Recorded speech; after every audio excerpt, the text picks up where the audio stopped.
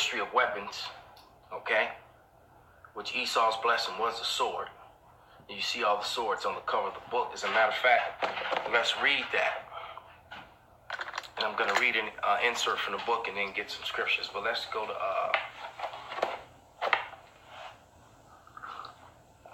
the book of Revelation. I'm not book of Revelations, but Genesis. You know, and we'll start from there because this is all through the Spirit. I didn't, write out a little script of different scriptures and pages to go to in the book like I normally do. I just picked up the book and here we are. So this is Genesis 27 and 40. And actually I'm going to start at 39. Now I start at 38. And Esau said unto his father, Hast thou but one blessing blessing, my father? Bless me, even me also, O my father. And Esau lifted up his voice and wept. So now Esau's crying, all right? Because he was profane and had basically sold his birthright, okay? And then when it came time to receive the blessing, Esau went in to try to steal the blessing that no longer belonged to him. All right?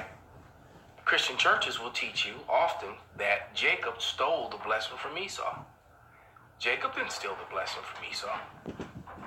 He sold his blessing to Jacob, all right? Which had already been prophesied by the Lord that the second son, the one who came out second, would get the blessing in this case.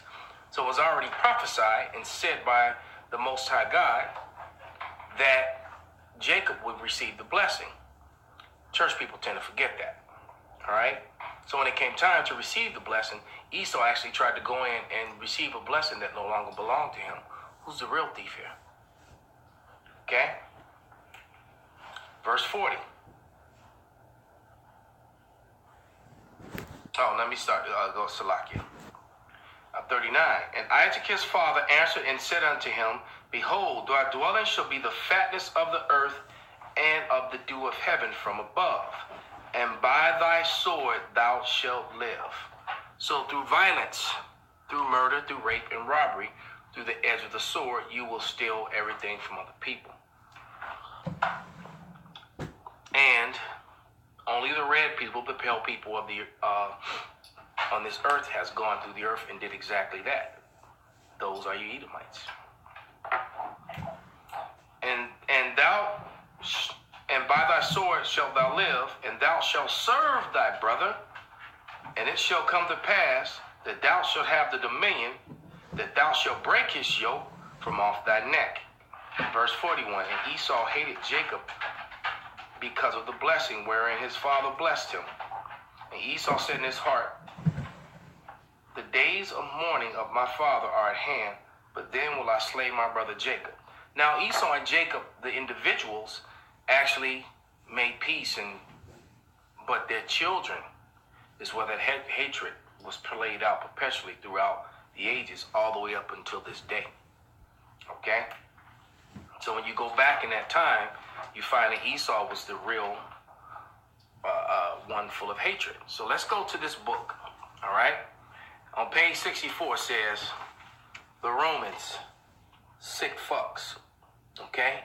And they were, and they still are, all right, with their weapons and their devices of torture.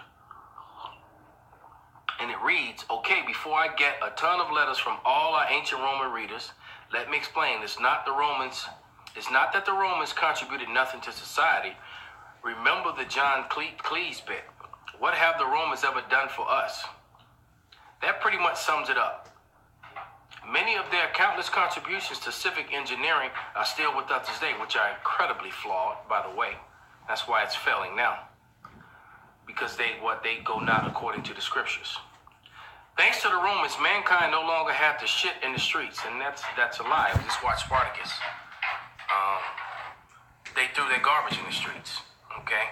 Right out the windows. They did it all throughout Europe. You watch those medieval movies, and they show you that too. All right? Because I actually read an insert in history about how beautiful Spain was and clean it was, and the castles and things that were built when the Moors were the rulers there. Moor means black man, and the Israelites and the Moreno Jews. We know what Moreno means: brown person, black person. Were rulers and the ruling class people in Spain. How beautiful Spain was when Europe was dirty and filthy. Other parts of Europe was dirty and filthy when the Edomites took it over, man. Okay, but anyway, let's get back in this. It says, thanks to Romans, mankind no longer had to shit in the streets. For the first time ever, people had proper sewage to whisk away their waste. The Romans also gave everybody paved roads and water fountains. All right, they were inventive, but what did they invent? They had a good sense to steal and claim as their own, as it said in their blessing, thou shalt live by the sword. So that's what they did. They would steal and claim as their own, as they still do today. Okay? Including heritages. They'll steal your land and call themselves by the name of that land as if they were those people. And that's why people are so confused about who the races and the nations are today. Especially when you start telling people that it was dark flesh people, woolly-haired people that were the original inhabitants of Europe. People, freak out over that because Esau, when he took it over, he claimed it as if he were always there. That's why there's so much confusion. They often improved these technologies. The Romans had some good qualities, but you have to admit they were sick fucks. They were such gluttons that they routinely vomited up their meals just so they could eat dinner all over again. They also got their rocks off watching slaves die in the Colosseum. They turned crucifixion into a national pastime. And then there were the weapons they created, which is to the front,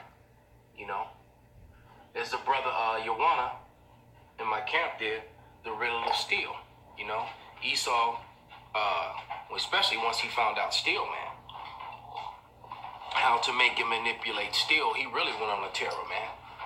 Okay? So let's get a couple accounts in the Bible to solidify that. Okay? And then we're going to talk about who those people were being killed in those arenas, because they kind of touch on that in here as well. All right? This is Acts, the 18th chapter. It started at the first verse. I'm going to read to verse 2. And it said, after these things, Paul departed from Athens and came to Corinth. So a lot of this is about Paul and men like Paul and the men who learned under him and were doing the work of Yahweh Bashem Abishai, being a follower of Paul, being a follower of a man. How about that? Because Paul followed Yahweh Shai. So you followed his example. He gave you the perfect example. All right? So they want to tell you any different. They don't know the scriptures, and they're probably, they're a false prophet. Okay? And it reads, after these things, Paul departed from Athens and came to Corinth. All right? Hence the letter to the Corinthians. All right? And found a certain Jew, because he went to Corinth. And what did he do? He found a Jew. There was Jews in Corinth.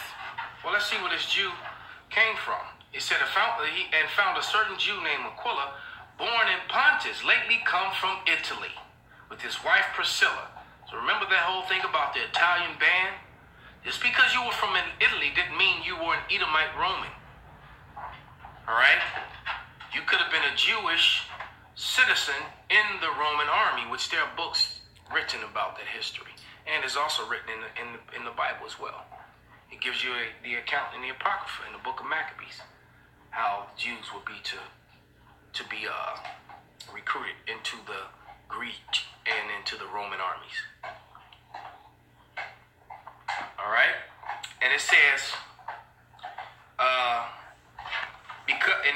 going to just read verse 2 again. And the certain Jew named Aquila, born in Pontus, lately come from Italy, with his wife Priscilla, because the Claudius had commanded all Jews to depart from Rome, and came unto them. And when you start going deep into that history, you find out, when you research, that one of the reasons because the Jews were causing an uproar because of aggressive street teaching.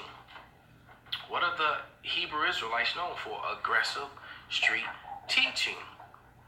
All right? So it is aggressive because the truth is aggressive, man.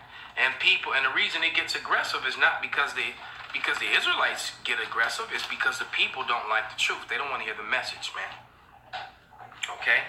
Let's go to Acts 25 to get an account of how the people would act. Our own people and the heathens. Why? Because you had a lot of our own people who were in position of power who didn't want to give it up. And then the heathens didn't like it because they had no part in the blessings, man. And were condemned to be servants and slaves in the future. Whenever this said Lord, is that whenever this Yahweh Shai was going to make his return. They didn't want to hear that, man. All right, this is Acts 25 and 4. But Festus answered and that Paul should be kept at Caesarea, and that he himself would depart shortly thither. Let them therefore, said he, which is among you are able to go down with me and accuse this man, if there be any wickedness in him. All right? And there was no wickedness in Paul. Paul was doing the work of Yahweh Shai, man. All right?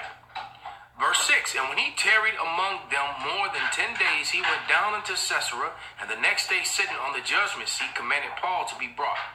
And when he was come, the Jews which came down from Jerusalem stood around about him and laid many and grievous complaints against him.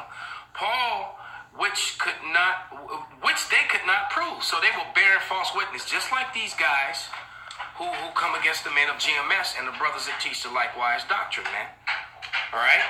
Because you got all these fake false pastors and these bootleg Israelite sects who are not right, who try to teach the word and appease Esau, Edom. People. Hey, I'm just gonna call them out, man. Groups like IUIC, ISUPK,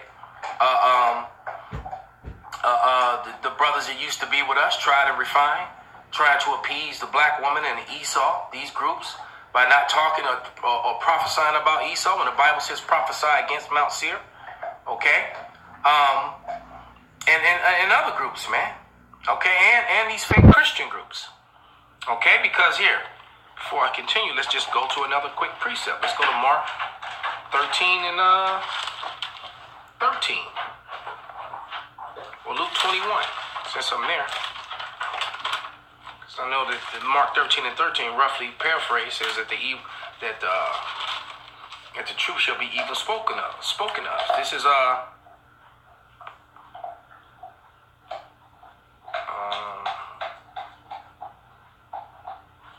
this is Luke 21 and 17. And ye shall be hated of all men for my name's sake.